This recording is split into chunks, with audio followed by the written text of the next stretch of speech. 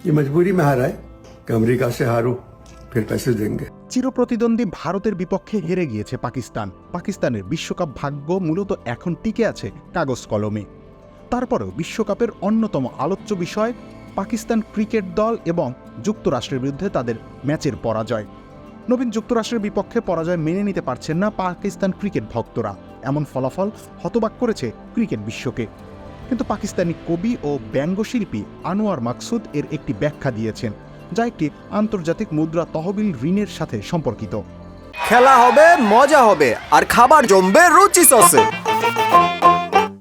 যুক্তরাষ্ট্রের বিপক্ষে পরাজয় সম্পর্কে মন্তব্য করে তিনি বলেন, তারা হারতে বাধ্য হয়েছিল।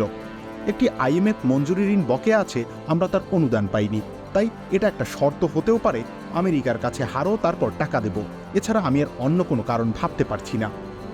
মিডিয়া ব্যক্তিত্ব আনোয়ার মাকসুদ সম্ভবত $8 বিলিয়ন IMF ঋণের কথা উল্লেখ করেছিলেন, যা পাকিস্তান তার বর্ধিত তহবিল সুবিধা কর্মসূচির অধীনে চাইছে। বর্তমানে দেশটির জাতিসংঘ সংস্থার কাছে $1.1 বিলিয়ন ঋণ রয়েছে। 2024 সালের এপ্রিল মাসে একটি ঋণ কর্মসূচি শেষ হয়েছে, যখন এটি 9 মাসের স্ট্যান্ড বাই ব্যবস্থার অংশ হিসেবে চূড়ান্ত কিস্তি পেয়েছে। ভারত পাকিস্তানের ম্যাচের সম্পর্কেও মাকসুদ আগামবাণী জানিয়ে রেখেছিলেন। সেই ম্যাচটিতেও যে পাকিস্তান হেরে যাবে সেই বিষয়টি নিয়ে মজা করে বলেছিলেন, যেসব পাকিস্তানি ম্যাচের টিকিট কিনেছে আমার মনে হয় তারা অর্ধেক দামে টিকিট বিক্রি করে দিবে।